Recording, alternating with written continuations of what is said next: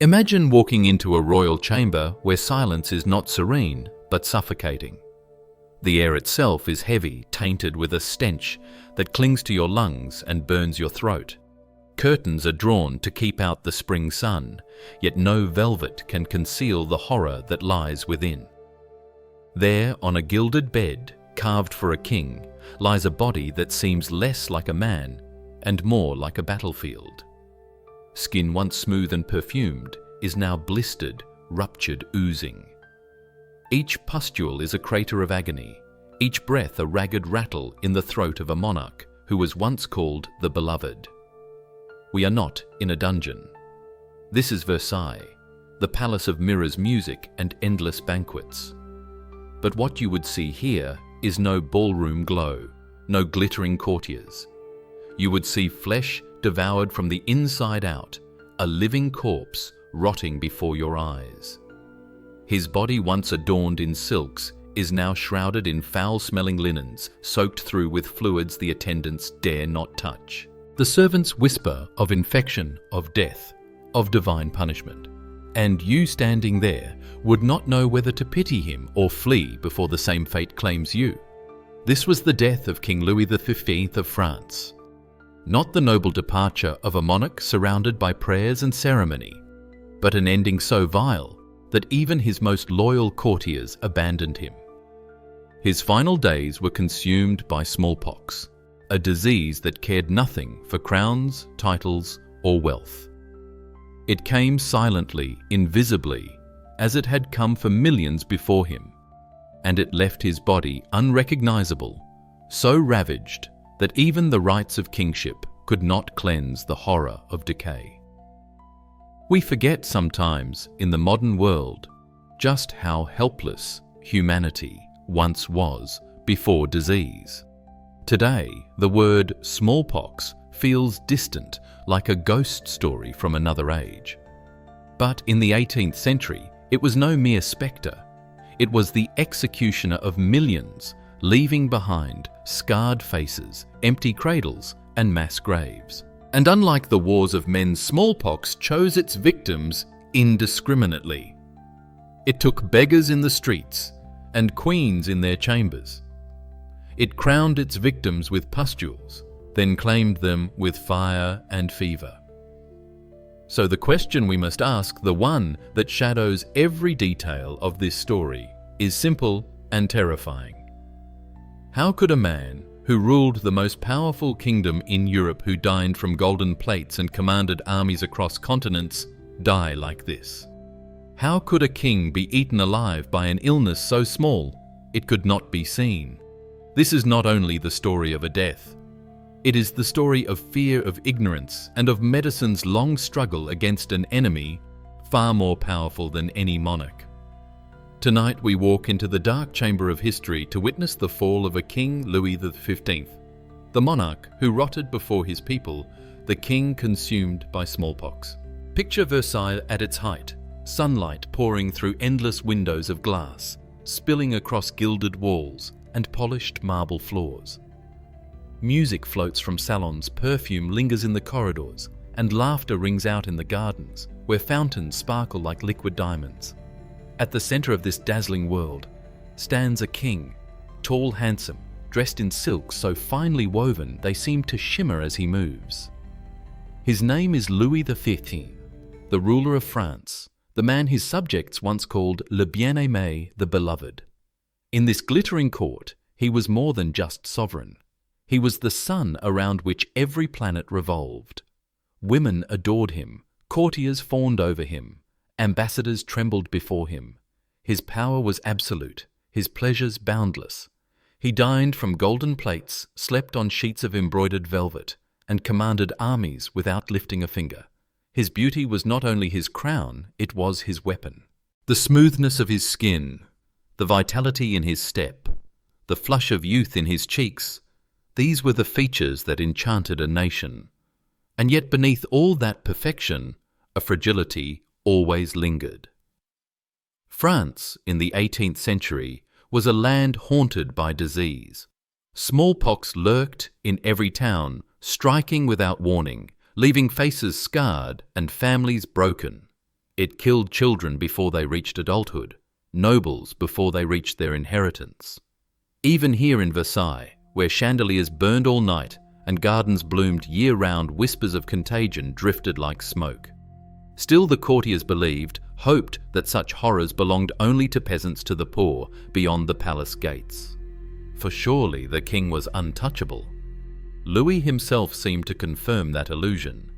At the height of his reign, he embodied vitality.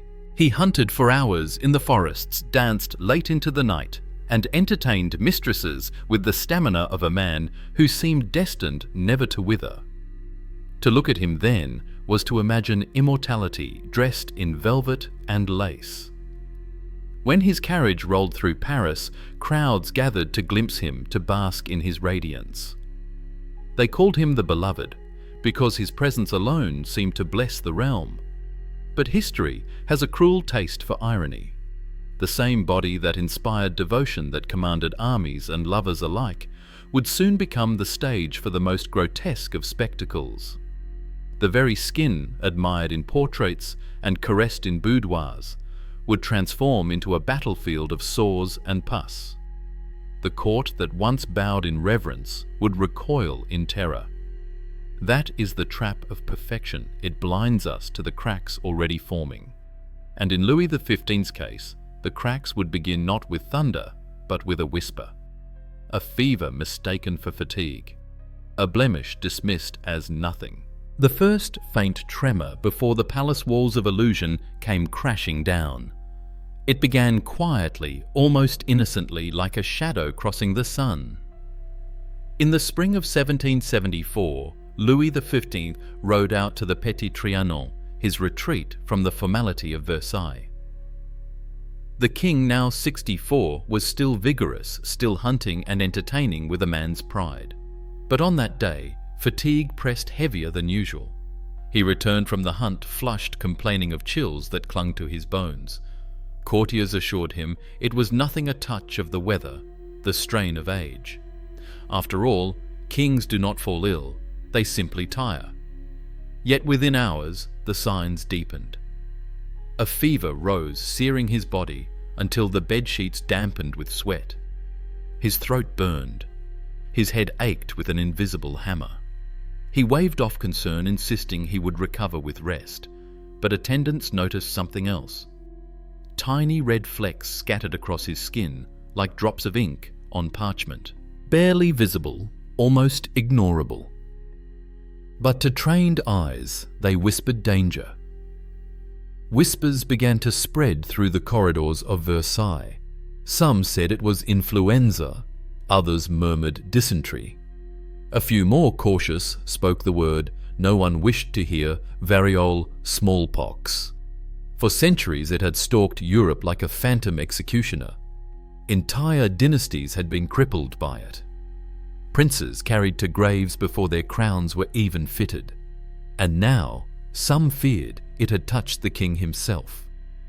Still, the court clung to denial. In the Hall of Mirrors, dances continued.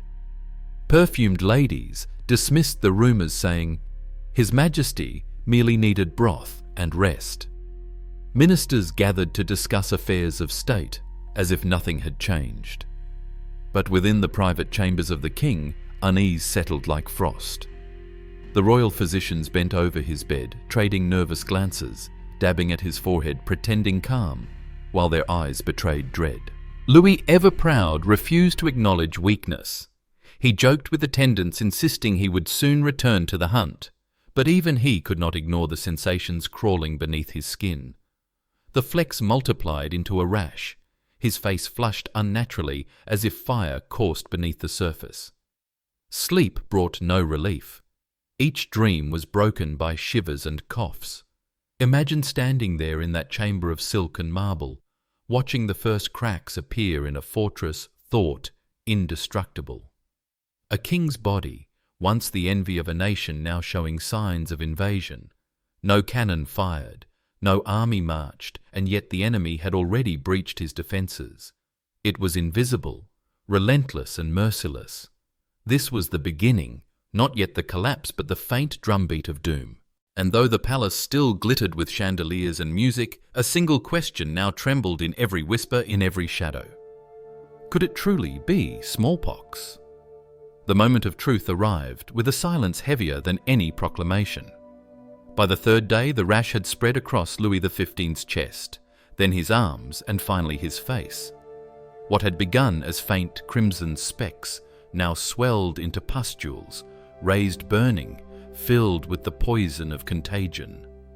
The physicians could no longer pretend it was a simple fever.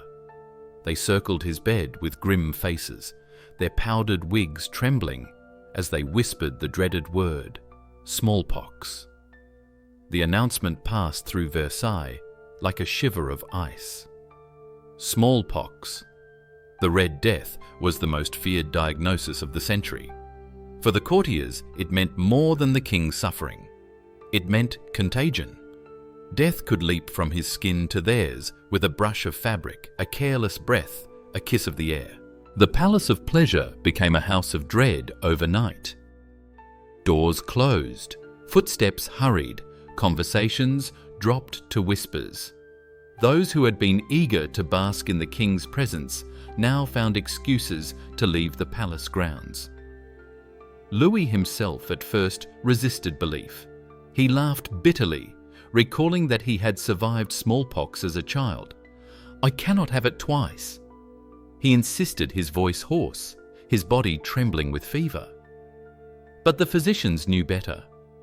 Perhaps his childhood illness had been misdiagnosed, or perhaps fate had simply reserved the full horror for the end. The king's denial shattered as the pustules multiplied, climbing across his skin like a swarm of insects, his face tightening until every movement brought searing pain.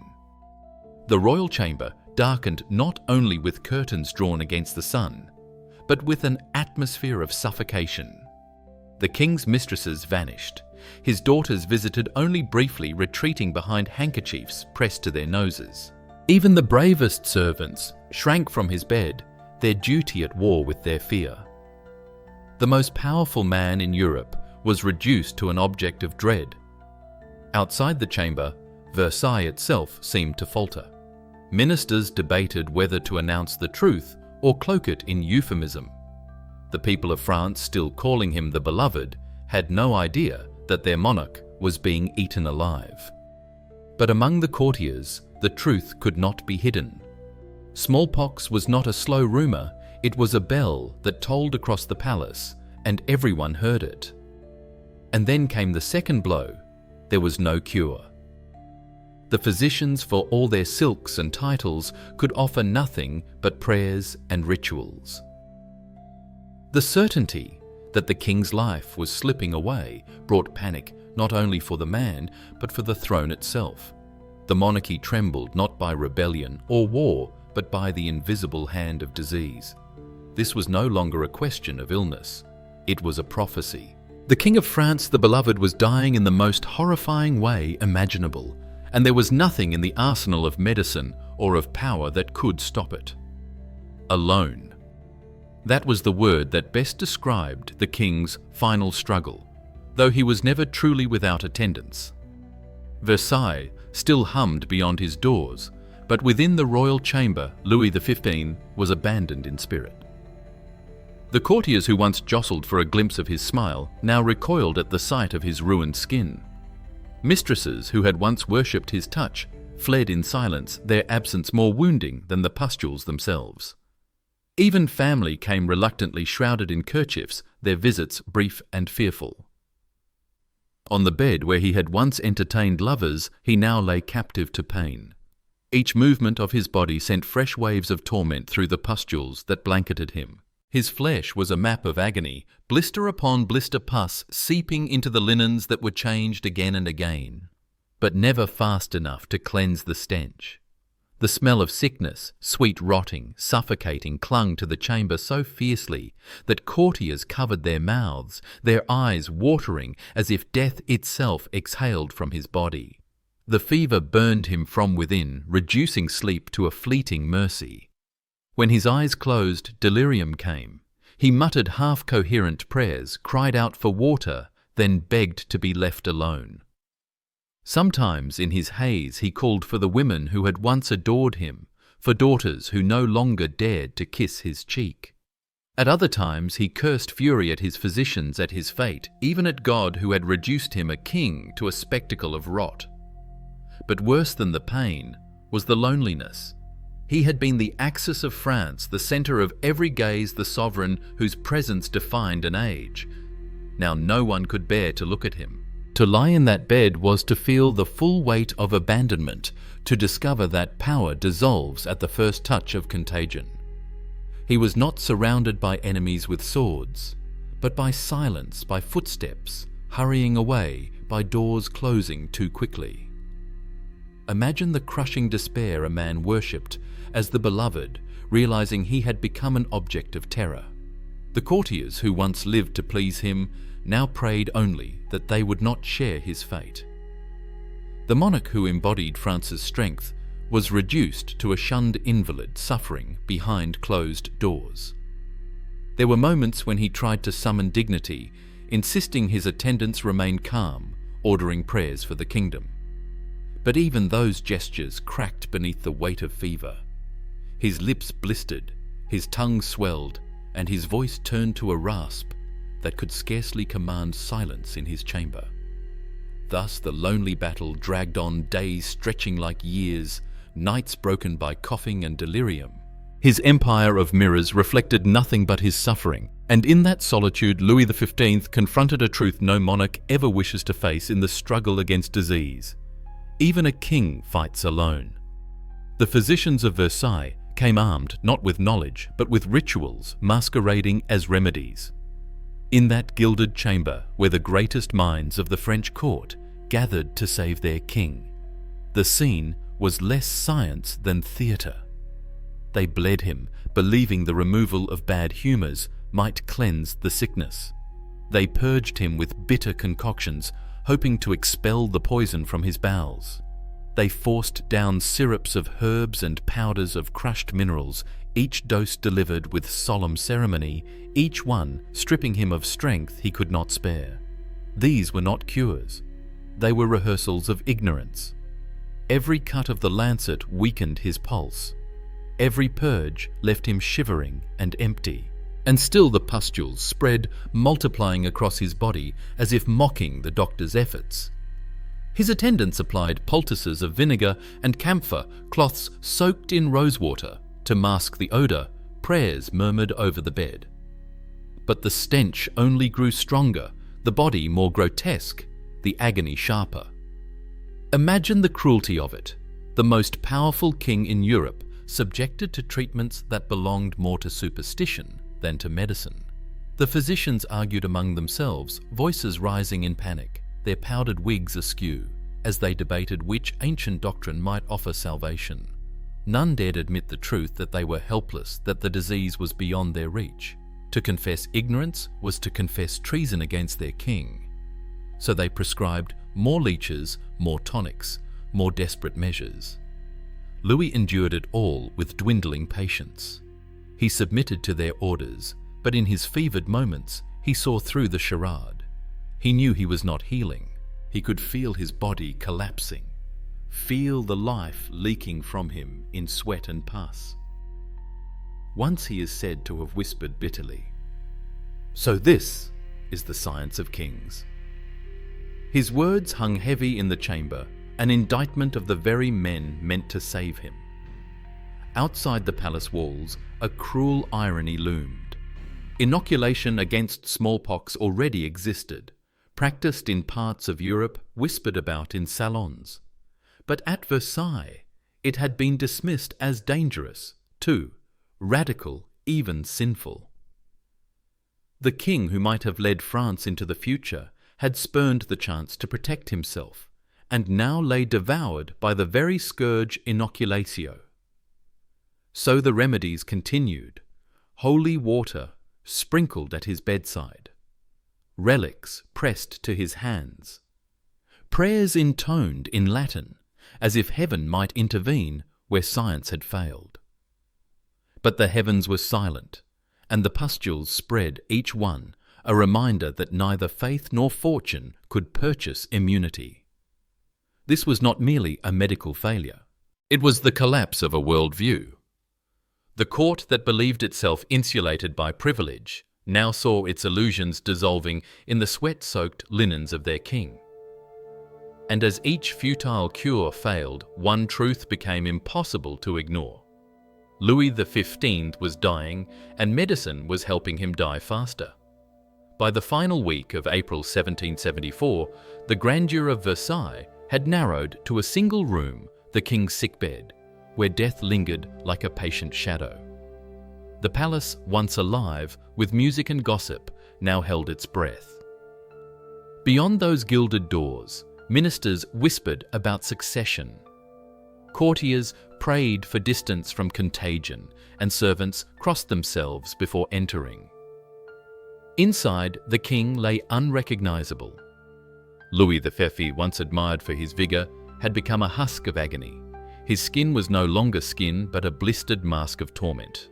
Eyes swollen nearly shut, lips cracked and oozing. He could no longer tolerate solid food. Trays of delicacies, pheasant candied fruits, fine wines were brought in and carried out untouched. At best, he sipped weak broth or begged for water to soothe the desert that fever had carved into his throat. Yet even in this wreckage of flesh, the man inside flickered through.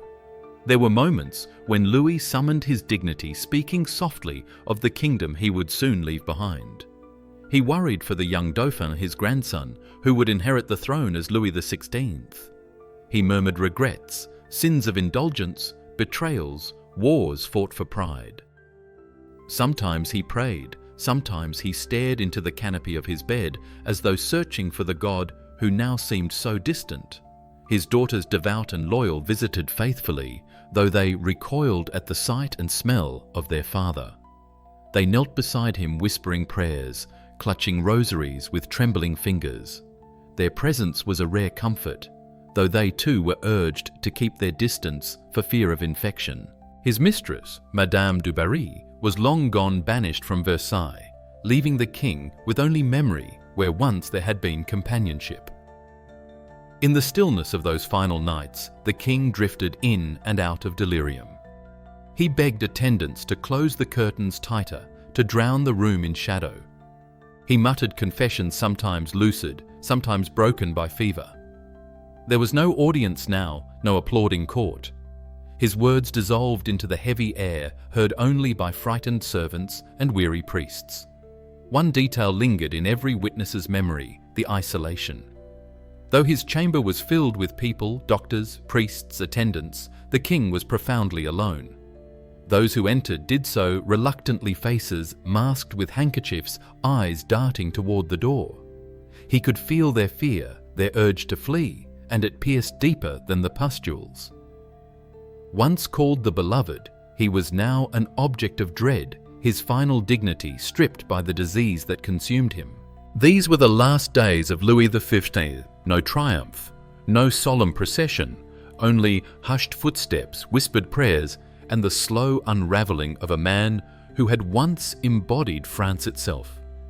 The end came not with quiet dignity, but with a spectacle so grotesque that even seasoned courtiers recoiled in terror.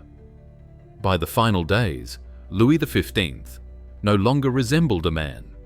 His body had become a swollen carcass of sores, each pustule ripening and bursting, releasing a stench so foul it seeped through the corridors of Versailles. The silken sheets clung wet with pus, and blood changed constantly, yet never clean, for the disease poured from him faster than any servant could keep pace. His face was perhaps the most horrifying of all. Once admired in portraits as the very image of majesty, it was now a mask of ruin, skin tight and inflamed features lost in a mass of lesions. His eyes were swollen shut, his lips cracked into bleeding fissures, his breath a rattling wheeze punctuated by moans of pain. At times his tongue swelled so greatly that words dissolved into muffled cries, unintelligible, yet filled with suffering. The smell became unbearable. Witnesses later wrote that the king's chamber was so poisoned with the stench of decay that courtiers and physicians alike covered their mouths with perfumed cloths, yet even this was useless. The rot was not outside him. It was him. His very flesh was decomposing, while life still clung desperately inside. One attendant described it as though death itself had moved into the body before the soul had departed. When death finally drew near, it was no noble struggle.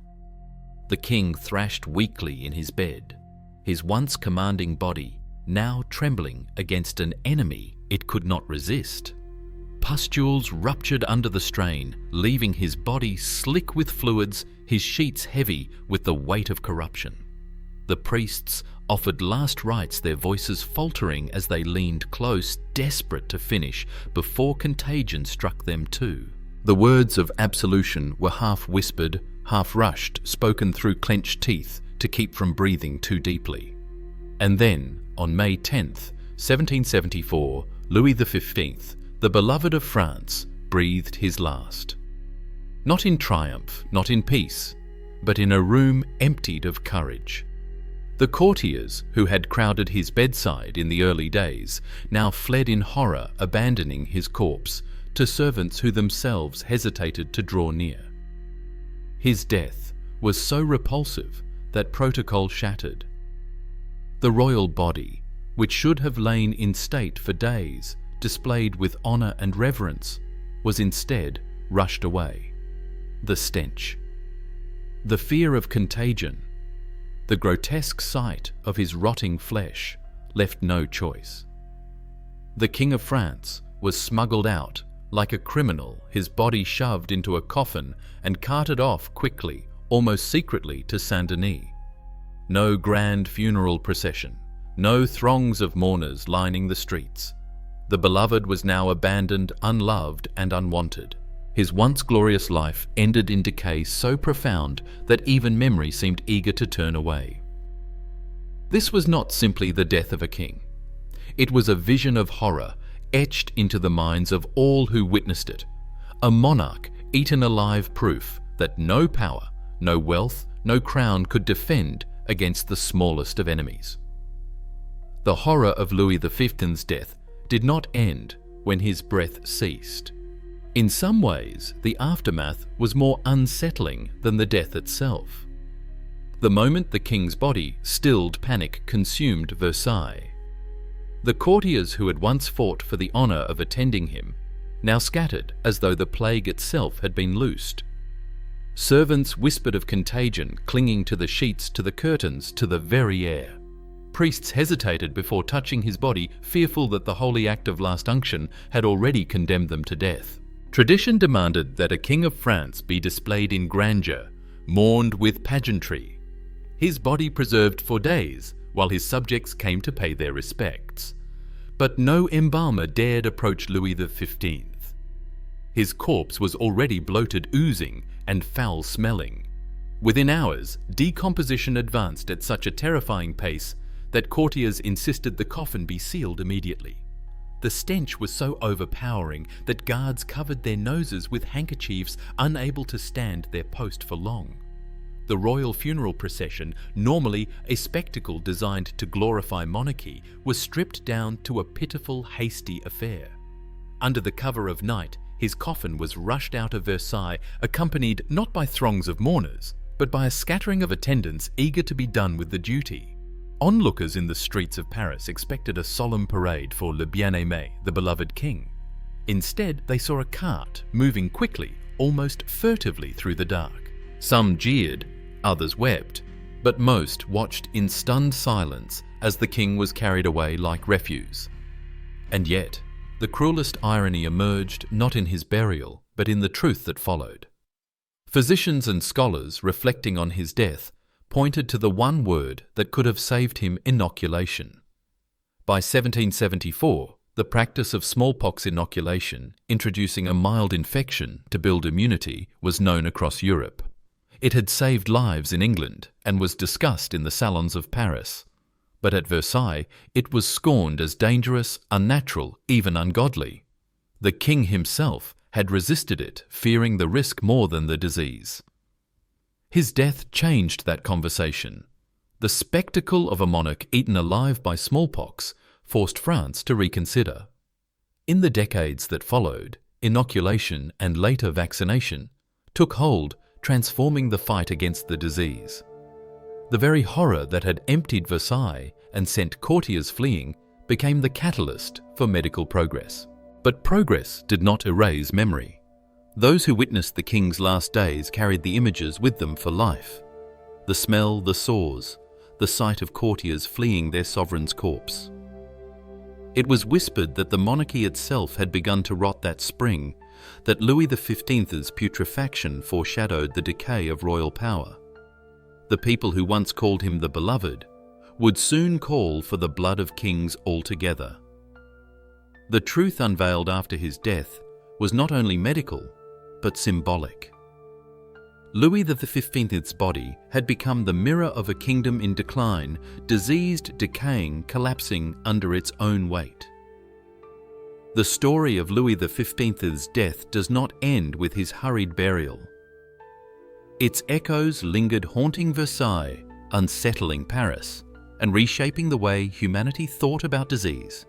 In the years that followed, his rotting death became more than gossip in the salons of France. It was remembered as a symbol, a king undone, not by conspiracies or wars, but by an invisible enemy that no crown could repel. Smallpox, that ancient scourge, had struck before, and it would strike again. It had scarred queens, blinded princes, and buried children in shallow graves. But the spectacle of a monarch devoured in full view of Europe forced society to confront the truth. It had long tried to ignore wealth, and power offered no immunity. The disease was a tyrant greater than any king. It struck peasants in their fields and nobles in their palaces with equal cruelty. In that way, Louis XV's death was almost democratic, a grim reminder that in the face of infection, all humans are frail alike. And yet, from horror came change. The whispers of inoculation, once dismissed, grew into a chorus after his death. French physicians, emboldened by the catastrophe, began to champion it more openly. Within a generation, vaccination would follow, pioneered by Edward Jenner, and smallpox would slowly lose its crown as the terror of Europe. By the 20th century, it would be eradicated entirely, a triumph of science over one of the deadliest diseases in history. But the memory of its cruelty, etched into faces and into history, remained. Looking back, we can see the bitter irony. Louis XV, the beloved king, became the martyr of ignorance. His death was not only a personal tragedy, but a turning point that forced a kingdom and eventually the world to face the necessity of progress. In this way, his rotting body birthed a future where children could grow without fear of pustules and fevers, where medicine triumphed, where wealth and power had failed. Still, the image lingers. The stench in that chamber, the pustules bursting the courtiers, fleeing from their sovereign. It is a reminder carved into history with a knife of terror.